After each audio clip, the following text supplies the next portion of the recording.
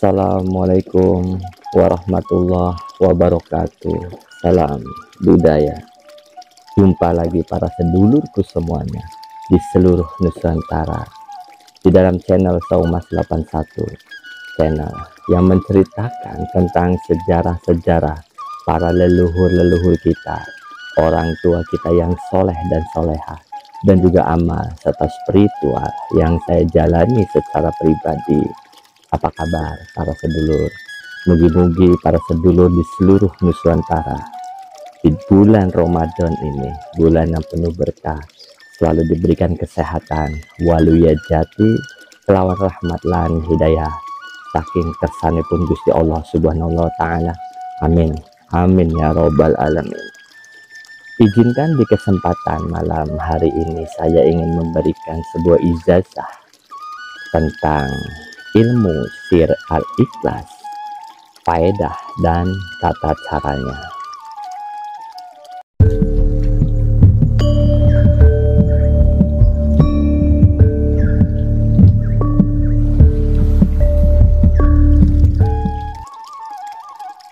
Bagi para sedulur yang baru menemukan channel Saumas 81, selamat datang dan selamat bergabung. Dan bagi yang sudah mensubscribe, like, serta menjalin komunikasinya melalui di dalam komentar, saya secara pribadi mengucapkan matur suwun sangat, mugi-mugi rezeki para sedulur yang jauh didekatkan, yang di atas diturunkan, yang di bawah dinaikkan, dideraskan, bagaikan air jam-jam yang terus mengalir tiada henti. Amin, amin ya robbal alamin.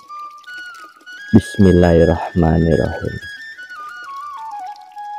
Pengertian sir itu sendiri dalam ilmu tasawuf berarti yang tersembunyi atau masih bersifat rahasia.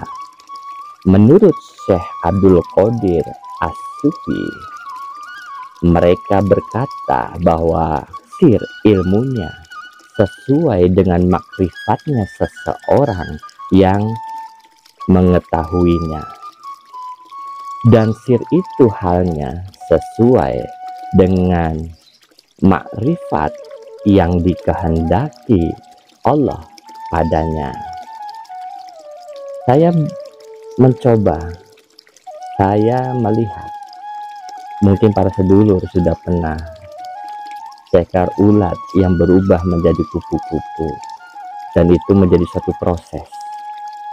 Ada satu proses di situ, bukan berarti ulat itu buruk rupa atau kurang enak dipandang, tetapi ulat itu ingin menjadi sesuatu yang lebih ditinggikan derajatnya, yang lebih enak dipandang. Berubahlah dia untuk menjadi seekor kupu-kupu, memiliki sayap dan bisa kemana-mana. Begitu juga manusia para sedulur. Jika manusia ingin martabat derajatnya di kalangan manusia itu sendiri, dan juga di pandangan Gusti Allah tentunya, harus memiliki suatu proses-proses yang kita bisa pelajari dari seekor ulat yang berubah menjadi kupu-kupu. Di situ ada yang namanya kepompong, kempong, lapar. Agar kita mendapatkan suatu nur, suatu cahaya, kita mendapatkan suatu sayap, seperti sayapnya para malaikat yang bisa kita terbang kemana-mana. Terbang di sini dalam arti yang berbeda, bukan terbang seperti pada umumnya burung ya para sedulur kalau kepada manusia itu. Baik, dilanjut para sedulur. Rasulullah Muhammad pada suatu ketika bersabda, demi Allah yang jiwaku di genggamannya, sesungguhnya Qul huwallahu ahad itu tertulis di sayapnya malaikat Jibril. Allahus somad itu tertulis di sayapnya malaikat Mikail. Lam yalid wa lam yulad tertulis pada sayap malaikat Israel. Walam yakullahu kufuwan ahad tertulis pada sayap malaikat Israfil. Kenapa mesti harus sayap? Kan seperti itu yang harus kita pikirkan. Andaikan kita memiliki sayap, ingat ya, bukan sayap dalam arti ada sayap, kita bisa untuk kemana-mana. Roh kita bisa untuk kepada sesuatu tempat yang mungkin sulit untuk dijelajahi dengan badan ini, dan kita mendapatkan suatu kerahasiaan di situ. Mungkin kerahasiaan suatu tempat, suatu kerahasiaan sebuah keilmuan, wawasan, atau apapun. Itu para sedulur yang coba saya renungkan untuk beberapa waktu ini dengan belajar dengan seekor ulat ya para sedulur. Baik, akhirnya saya mencoba untuk membuka yang namanya surat Al-Ikhlas. Kebetulan Al-Ikhlas itu sudah saya singgung sebelumnya bahwa suatu surat yang sangat saya sukai. Saya sangat cinta terhadap surat Al-Ikhlas. Mangga, bagaimanakah tata caranya untuk menjalankan ilmu sir Al-Ikhlas? Kita nonton bersama-sama. Bismillahirrahmanirrahim. Tata cara mendapatkan ilmu sir Al-Ikhlas. Yang pertama, berwudu terlebih dahulu, berpakaian bersih dan harum, lalu lakukan sholat hajat, lalu bertawasul seperti tawasul yang sedulur biasa lakukan. Tambahkan nama Syekh Abdul Wahid di dalam tawasul. Beliau adalah salah satu kodam surat Al-Ikhlas. Lalu membaca surat Al-Ikhlas sebanyak 318 kali.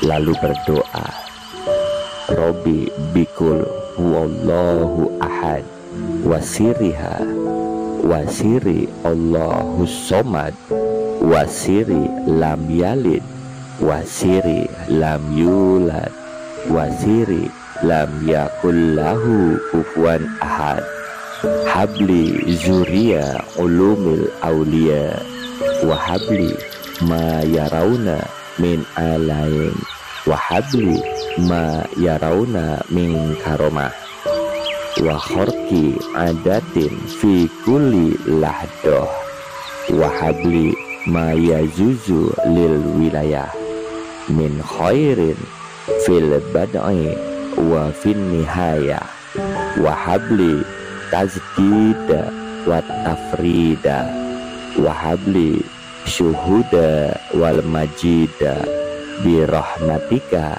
ya arhamar rahimin. Dibaca doa ini sebanyak 13 kali. Diamalkan selama 41 hari tanpa berpuasa dengan syarat tanpa makan daging dan juga telur. Dijalankan atau diamalkan pada waktu malam hari dan siang hari pada waktu duha. Lalu khasiat dan faedahnya adalah untuk mempunyai macam-macam kelebihan, dijadikan orang-orang yang soleh, kaya akan ilmu batin dan karomah, bisa melakukan khorikul adat, yaitu berarti beberapa perkara yang menyalahi kebiasaan, menyembuhkan penyakit, menjadi orang ahli hikmah yang bermanfaat dunia akhirat dengan berkah dan keagungan surat Al-Ikhlas, dan masih banyak lagi faedah dari amalan ini. Wallahu alam bissawab.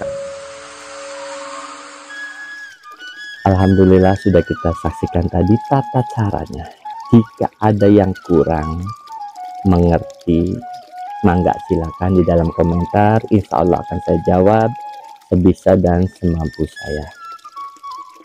Dengan amalan ilmu sir Al-Ikhlas lalu menjadikan kita terbiasa mendawamkan surat Al-Ikhlas hingga ketika kita dicabut ruh dengan jasad ini. 70.000 malaikat diutus untuk datang menjemput kita sesuai riwayat Anas bin Malik. Beliau saat itu bersama Kanjeng Nabi Muhammad SAW di daerah Tabuk merasakan cahaya matahari redup.